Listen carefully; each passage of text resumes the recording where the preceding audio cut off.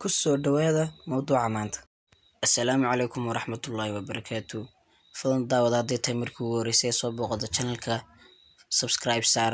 Haddii video ka cajabinay like saar. Maanta waxaan ka hadli doonaa 8 dhibaato ee moobilku u leeyahay bini'aadamka. Qodobka koowaad. Assalaamu calaykum daawade. Waxaad moodaa inayna dadka badankoodu u qabsanin telefoonka qaabkan shaashada kaaga muuqda, balse ay u qabsadaan qaab kale oo khaldan. Gacantuna way kugu xanuuni doontaa. Bal ila eega sawirku waa kane. Haddii aad aragto qof sidaan u qabsanaya telefoonka, waxaad u sheegtaa inay tani keenayso dhib iyo qaabkan u haysto telefoonka. Adigoo waxaad tijaabi marka aad qorayso qoraal fariimeed. Qodobka labaad. Ha u dhaweynin indhahaaga shaashada telefoonka ama laptopka aad daawanayso, sababtoo ah taas waxay keenaysaa dhib iyo inuu araggaagu yaraado ama aad sidii aad hore wax ugu arki jirtay aad ka gaabiso. Kadibna dhakhaatiirta ama dadka kala kulmay dhibaatada aan kuu soo sheegay ayaa waxay kuu sheegi doonaan inay tani tahay halis. Marmarka qaar ma aragtay indhaha oo ku casaanaya marka aad telefoonka dhigto ama inay indhuhu ku cuncunaan waa dhibaatadan. Qodobka saddexaad. Baryahan dambe waxaa sii badanaya dhibaatada uu keenayo moobilku, ama inay dadku faraha ka baxeenba ayna isku dhiibeen moobilka.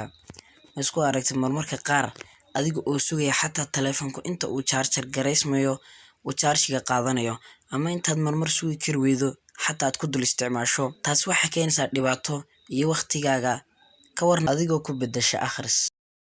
Qodobka afraad. Baryahan dambe waxaad moodaa inay geemashu waqtigeena qayb ku yeesheen, qayb libaax weliba. Siiba dhalinyaro gaar ahaan geemka lagu magacaabo PUBG ayay aad iyo aad ugu daateen. Midda kale, ciyaalkii yaryaraa ayaa xataa waxbarashadii lagu kari laayahay geemashana ciyaarayaan awgeed. Geemka keliya maaha, geemasha oo dhan ayaan ka hadlayaa. Markaa waqtigaaga ha siin geem ee waxa aad siisaa wax manaafacaad leh. Qodobka shanaad. Ha isticmaalin telefoonkaaga marka aad wadada marayso ama marka aad sameynayso qaabo badan sida sportska. Taasi haddii aad samayso waxaad kala kulmaysaa dhibaato weyn. Dhibaatadaas oo waxaa ka mid ah inaad shil ku gasho xataa ama u gaadhi kugu dhufto adiga oo aan filaynin, dhaawacaasna aad sababtiisa yeelato. Qodobka lixaad. Haddii aad ku xidho silentida gariirka ee moobilkaaga, maanta kadib ha ku xidhin, balse waxaad ku xidhaa qaabkan aan ku tusi doono.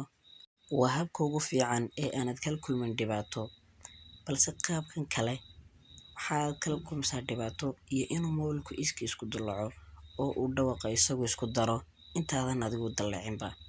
Taasina waxay keenaysaa haddii aad ku xidho gariirka inuu wadne xanuun keeno. Qodobka toddobaad. Aad uga fikir xasaasiyadda. Xasaasiyaddu waa xanuun ama qof aan u dulqaadan karin waxyaalaha ay u dulqaadan karaan dadka normalka ah. Sababtaasi ayaa keenaysa in uu moobilku dhaliyo xasaasiyaddaas iyo xanaaqaas. Moobilada sidadkeeya ayayna ka dhalataa noocaas aan kuu sheegayo ee xanuunka ah. I hope you know about the tagging. You know this cookie's for the bag. Kitty, kitty, baby.